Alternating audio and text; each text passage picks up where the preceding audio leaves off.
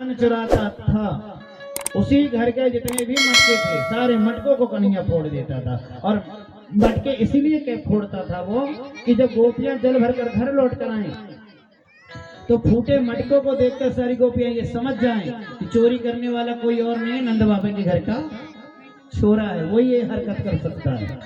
देखो कन्हैया चोरी करने के बाद सबूत छोड़ देता था। आप और हम चोरी करते हैं तो सबूत का नामो निशान भी नहीं छोड़ते, है ना।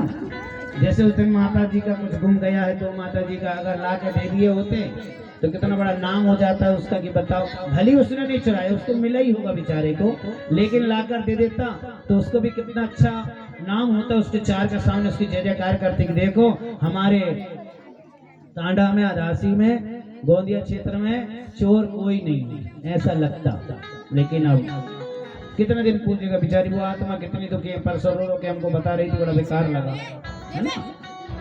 तो अगर वो सामने आकर नहीं भी देना चाहते तो ब्यास गादी में लाकर दे दे, हमारे रूम में लाकर दे दे, तो वो कम से कम बेचारी, आज जैसे आज किसी की चैन मिली थी, चैन वहीं गिरी लेकिन तुरंत मिल गई, तुरंत उसको मिल गया। चाहता तो मैं भी अपने बैग में भर लेता, भैया मेरे को चांदी मिल गई।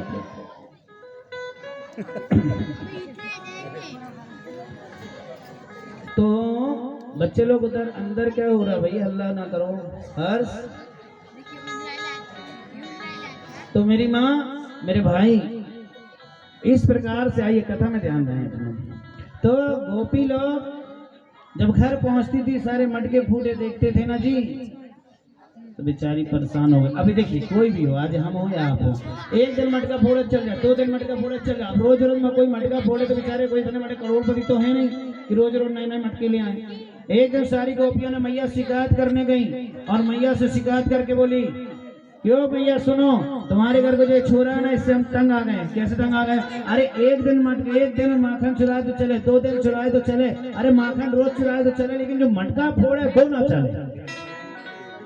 हम आपके जैसे करोड़पति तो है नहीं है कि ढेर सारे मटके खरीद लें, रोज कमाने रोज खाने वाले हैं भैया हम।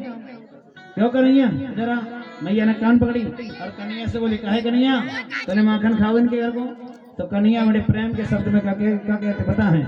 ओ मैया मोरी मैं नहीं माखन खायो, ओ मैया मोरी मैं नहीं माखन खायो। देखिए प्रेम के शब्द में कितने अच्छे से सफाई दे दी भगवान ने। कहने का मतलब ये हो रहा था कि मैंने माखन खाया।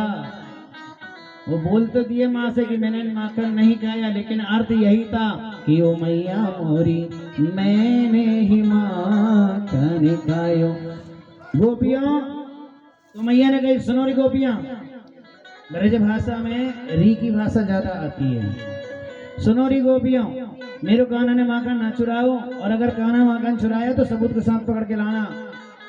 गोपियां बेचारी पीछे के पीछे अपने घर को वापस आ गईं और सारी गोपियां एक दिन मित्र मंडली बुलाई, और मित्र मंडली बुलाने के बाद कही कि कन्हैया को सबूत के साथ पकड़ेंगे। तो क्या किए बताया गोपियों ने? एक गोपी ने सुंदर सा मटका सजाई और मटका के अंदर एक छोटी सी घंटी बांध दी।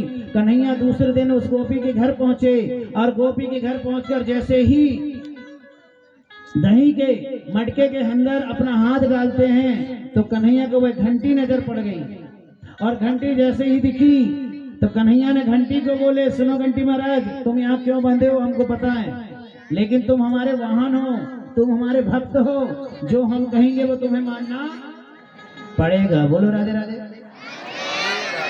मानना पड़ेगा। तो कन्हैया से भक्त ने कहे, कहो प्रभु क्या आज्ञा है, कहो प्रभु क्या आज्ञा है।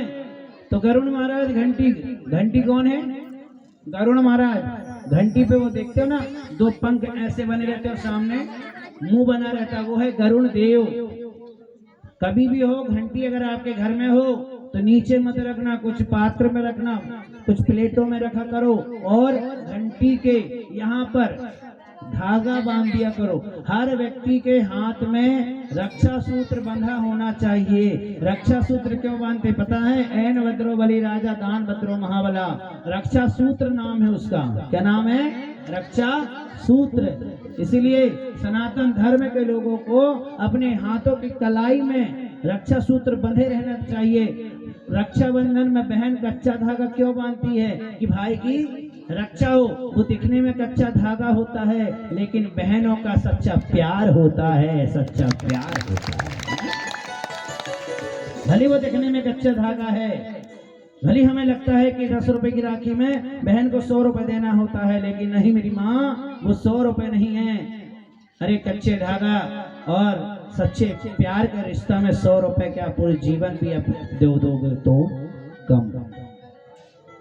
यहाँ पर कहा गया कि एक दिन जब जैसे ही मटके में हाथ डाले, गरुण को कह दिए भगवान ने कि सुनो गरुण, जब तक हम माँ का निकाल ना लें, जब तक हम मित्र मंडल के साथ बैठ ना जाएं, तब तक तुम बजना नहीं। गरुड़ ने कहा ठीक है प्रभु, जैसो आपको आदेश। ध्यान से सुनना, बड़ी अच्छी कथा यहाँ पर आपको समझने